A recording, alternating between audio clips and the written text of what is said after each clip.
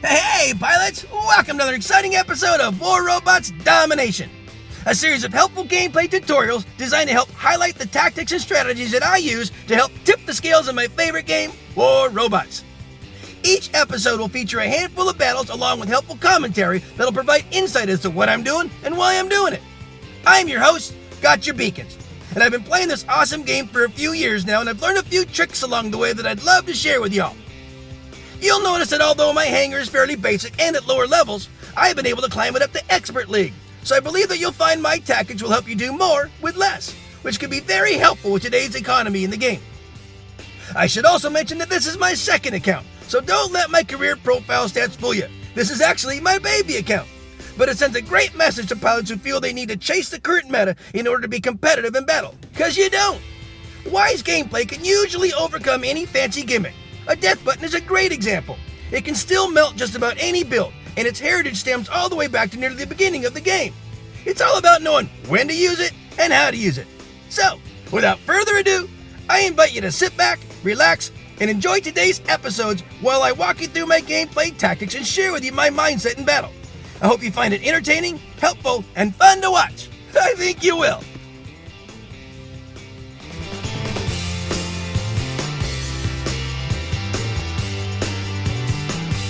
I'm going to call this battle Cheap Tricks, guys, and I'm going to show you a couple things I like to do here. Enjoy my friends in the background and status as they play their awesome song, November. All right, guys, so this is Castle, and I put in Whizbang. He's my little mag Blitz. He's a good little bot. You know, the Blitz itself you got to build up, obviously, in Workshop, but most people have mags in their hangar from when they first started playing the game, and you know what? The mags are great. They're cheap.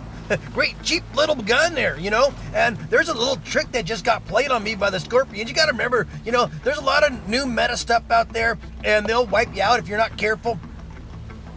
Whizbang was a little outmatched right there with 2 or 3 guys on him. So I got, this is Mjolnir. He's my Phantom, and he's got rhymes on the side and then an igniter on top. So he chucks ice cubes at you, and then he melts you down with the igniter. Obviously, I still got a 2-to-1 situation. It's not looking good for Mjolnir, but you know what? He's going to try. Look what happened there, that little Scorpion. He reappeared right behind where I was, but I whipped back right before it was too late, and that was kind of a funny little thing there. There's a lot of cheap tricks happening on the battlefield today, guys. You know, my form of cheap trick is just keeping it cheap. You know, these are level 6 bots and level 9 weapons. Everything I've done is on the free. These are all free to play stuff, you know.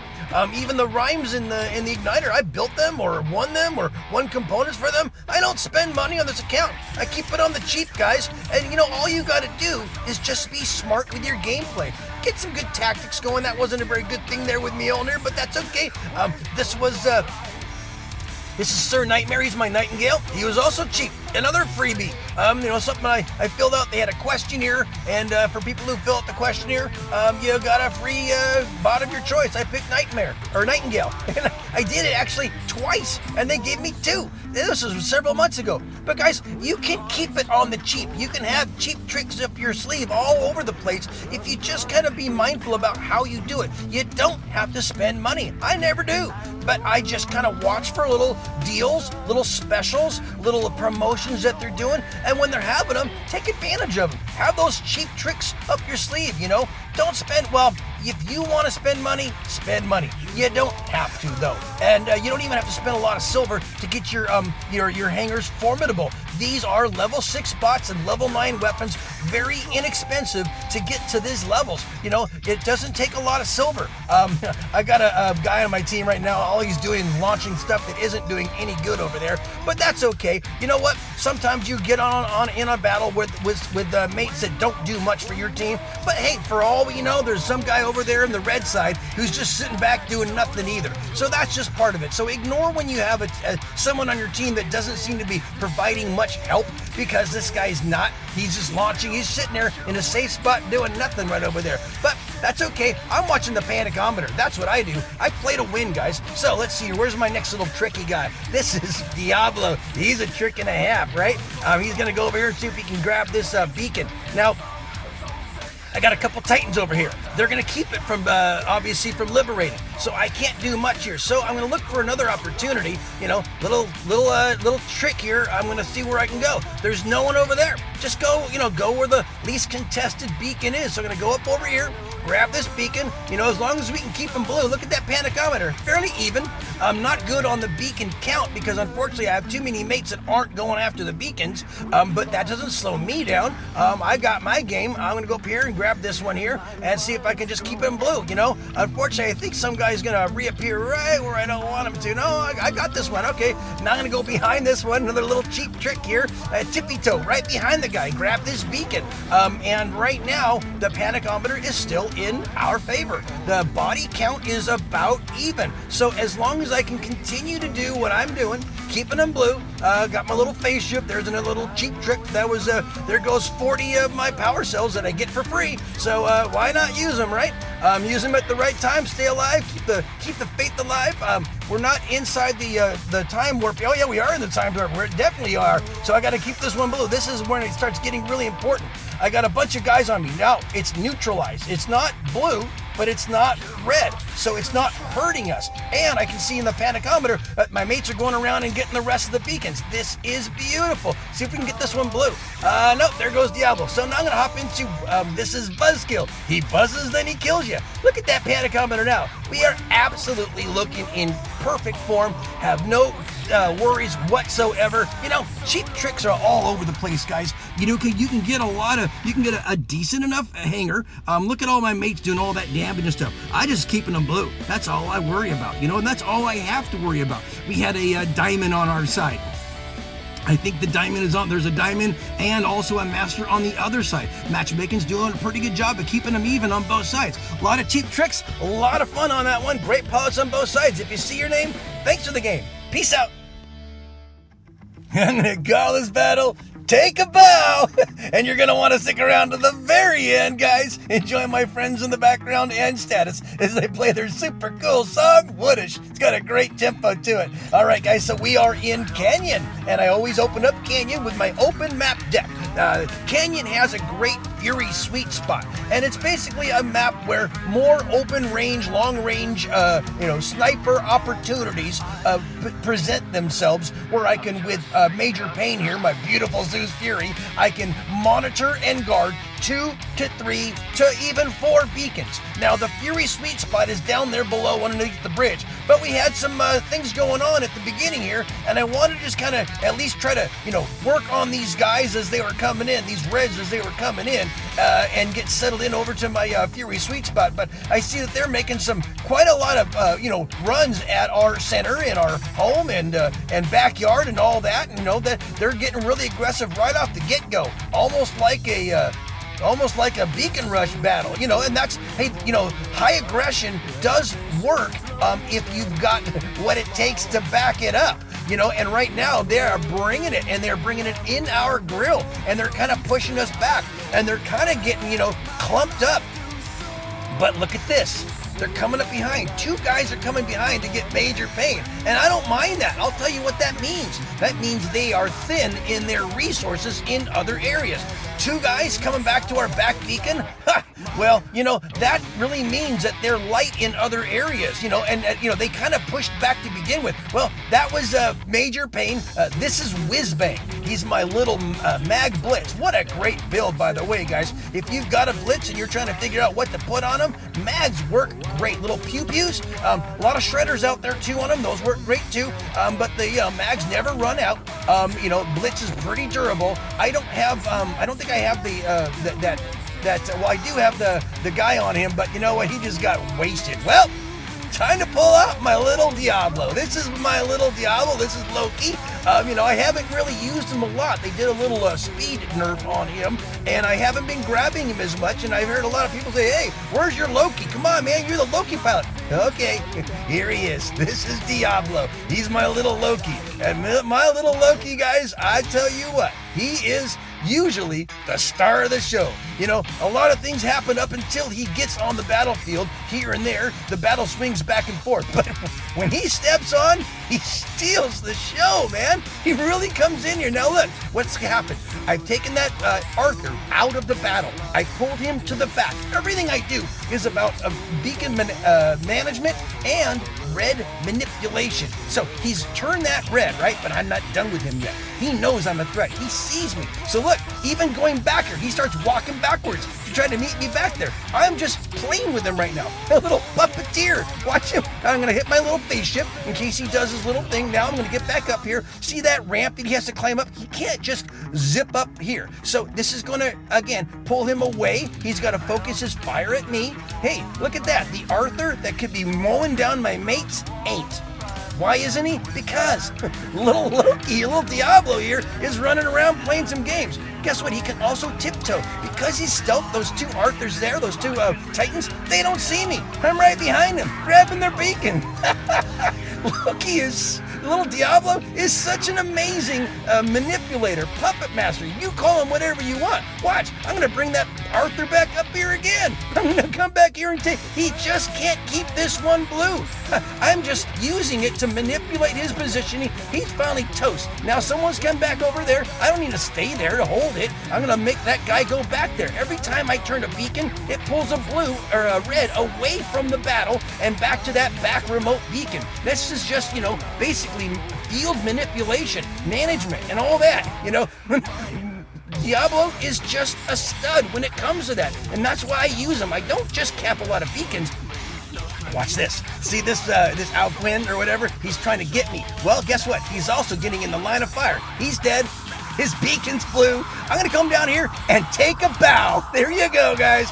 Little Diablo. He's such a scene stealer. He stole the show, guys. He had to come at the end there and basically take his mask off, take a bow, and introduce himself to the Reds because they're going, why can't we seem to win this one? I'll tell you why. We got a little Diablo in the background, making sure nothing got out of hand. Oh, I love that guy. He is definitely one of my favorite bots for sure. Great palettes on both sides. If you see your name, thanks for the game. Peace out. I'm going to call this battle Castle Rush, and man, what a hot one here, guys. Stick around. Enjoy my friends in the background and status as they play their epic song War. Perfect for this battle. Oh man, guys, and this is this episode's Beacon Rush battle, and we are in Castle. I always open up with Frick. He's my death button Raven. That double jump allows him to get to this center neutral beacon, but guess what? The Reds had their eye on this one too, and they had quite a few rushing down here, more so than we did. Unfortunately, Frick just did not have the lead in his pencil to take care of that one. Well, if they're all clustered there, that means they're thin in some other area. So take advantage of that, guys. I'm running over here. Now, I got a Leo up here. That's a 350-meter range you're shooting with, buddy. You're not hitting no one. What are you doing? Get over here. When you guys are opening up on Beacon Rush battles, always get the beacons first, then worry about the combat. But if you aren't lining up or setting up the beginning of your beacon rush with lots of beacons, you're missing the point.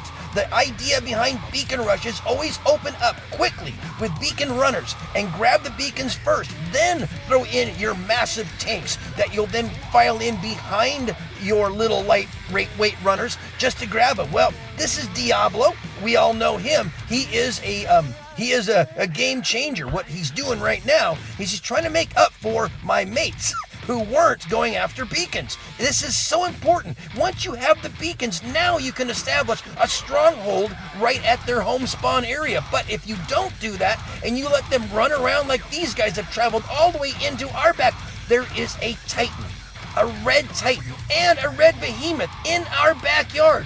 What a waste. Well, because it's neutral right now, they can't file in anymore. I am going to sacrifice Loki if that's what it takes, just to make sure that this one doesn't turn red. It is so important to keep your back door secured. Now that we got that done, it's off to the races to the next one. Now, I know he has low-hanging weapons, that Nightingale does, so that is not the beacon for me. I gotta go to the least contested beacon. So up here, over to this one, no one's there. I'm gonna go ahead and turn it blue.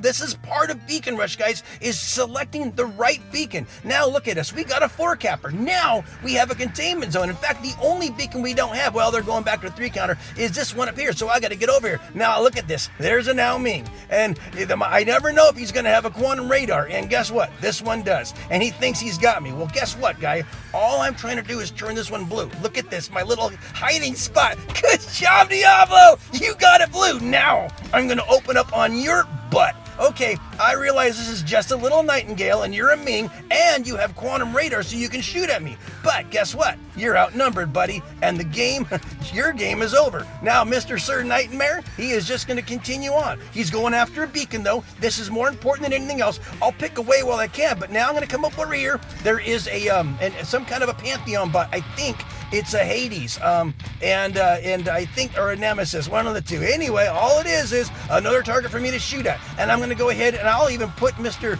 Sir Nightmare. Look at that. We got 3 guys up here. Good. That means they're thin out somewhere else. If they're heavy one place, that means they're light someplace else. Down on the bridge, I figured this is a good way to go after their home spawn area. But then I saw they're coming back to our area. And then, guess what? I lost connection. And this is the longest 8 seconds of my life. Okay, back to work. All right, so now we got to go get this guy. I see we got a 3-capper. I see that they have 5 guys and we are down to 3, but that doesn't slow me down at all. As long as we can get a momentum on the beacons, and some of my men could just be waiting for something to get turned. I never know. So I'm just going to keep going after these guys. I got to follow that Loki because you know Lokis can make a big difference, and I've got the Loki killer right here. But you know what I got to do? Before worrying about that, guys, beacons first. You know what? There's a target running away from me, and there's a beacon behind me. Where did I go? Always go for the beacons, guys. This is what wins the battles. That panicometer is telling you everything you need to do. And it was telling me, hey, we got to win. All we got to do is keep them blue. So I'm going to let that Loki go off because I can always liberate what he's doing and keep up with that. And I'm just going to keep falling behind him. It doesn't matter. As long as we keep him blue, that's all that matters, even on Beacon Rush, guys. So always make sure that you're focusing on turning him blue first, not the combat. Combat will come, but you guys have got to be smart about how you're capping them, when you're capping them, where you're capping them. I don't care that I'm at the bottom of the honor list. We all saw what happened in that battle. You know, it was keeping them blue that kept us. Yeah, we got a big monster on our team that killed 13 guys, and that obviously was part of it too, keeping them busy so I could do my job. But you know, we won on beacons, guys, and there's a reason why. Hey, great pilots on both sides, and if you see your name, thanks for the game. Peace out. Well, friends, that just about wraps it up for another episode. Thanks so much for watching. I hope you enjoyed what you saw and were able to take something you learned and use it in battle. I add content to my YouTube channel on a regular basis, so if you like what you see, please tap on the subscription button and then tap the bell to be notified when new episodes are released. Or just click on an old episode and maybe catch another tip that'll help you up your game. Also, Discord is a great way to connect with other amazing pilots, keep up on the latest news, and learn more ways to improve your gaming experience. Without question, one of the best Discord servers out there is War Robots Master Pilots. Managed by some of the best pilots in the game today, it features a robust list of informational, tutorial, and informative channels to cover anything and everything related to this awesome game. So definitely take a moment to click on the link in the description of this episode and check them out. Finally, my goal is to provide you all with entertaining and helpful information that'll help reduce the frustration and increase the fun. So if you feel these videos are helping you, please share them with a friend, someone you think might benefit from them. Well, that's about it for today, guys. As always, keep them blue out there, and I hope to see you on the battlefield. Just make sure you're having fun, because if you're not, you're doing it wrong. I love you all for your support. Play well. Peace out.